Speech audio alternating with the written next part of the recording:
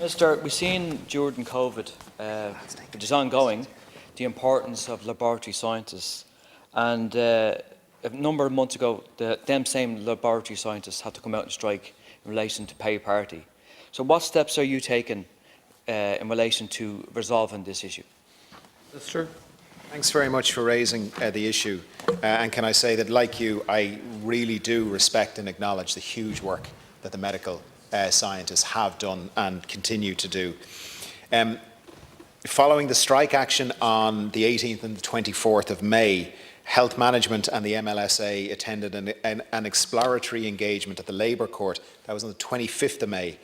For the court to establish whether or how it might assist the parties in finding a resolution to the matters in the dispute. Following engagement at the Labour Court, the parties agreed to reconvene at the WRC for a final engagement process. This process took place over a 3-week period. Parties agreed that any outstanding issues which couldn't be resolved through the WRC process would be referred to the Labour Court for a final recommendation. During these talks, an agreement was reached on a process to assess a claim which they've had for, I think it's 20 years. They've been looking for a resolution to this. Now, as the Deputy will appreciate, because this is an ongoing industrial relations process, it would be inappropriate to discuss the funding of any outcomes that are yet to be determined. It is positive that the MLSA agreed to lift their strike action and the parties reached agreement on a process to assess the claim. I want to acknowledge the recruitment challenges in relation to medical scientists. The HSE aims to recruit about 160 new medical scientist roles this year and in each subsequent year. So we are investing in and we are expanding in this really important professional group, and a recruitment campaign is planned along with other initiatives to address the various challenges that have been raised. Kenny.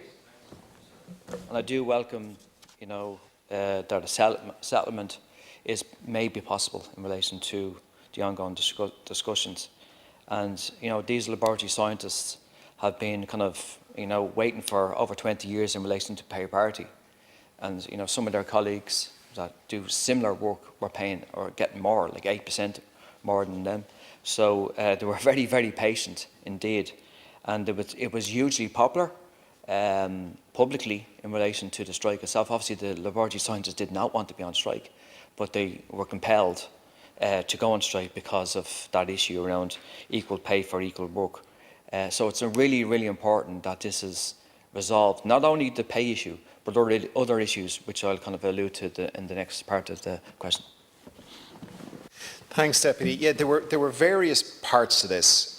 One where there was an assessment done in terms of the grade, and then the following year that got changed as part of benchmarking, which led to one of the anomalies. One of the other anomalies relates to medical laboratory aids. Now, the medical laboratory aids were uplifted from Band 2 to Band 1 under a job evaluation scheme, and this led to an anomaly where they were paid more than medical scientists in year 1, even though they're not at they're at a different level. Now, in year 2, the anomaly does rectify itself, and the medical scientists earn considerably more at every point of the scale thereafter. But it's just one example of an anomaly which has been causing real frustration and which needs to be addressed as part of the ongoing discussions. And hopefully this anomaly can be resolved. Because, as I said, the workers have been waiting a considerable amount of time. Just these other issues, Minister, which the laboratory scientists have touched on, it was in relation to vacant posts in their profession. And they said 1 in 5 posts are currently vacant. Now that's obviously very, very worrying in relation to qualified staff as such as that, and obviously hopefully them posts can be filled. So is there I know you can't, you can't, predict what could happen in relation to the WRC talks, but it sounds positive, and hopefully it's resolved. And then on from that is that some of these posts are filled as soon as possible, because obviously, as we've seen during the pandemic, frontline staff such as laboratory scientists are absolutely crucial. And that, in fact, we've seen how when they went on strike, that almost, Minister, thank you, Deputy the hospital. Minister.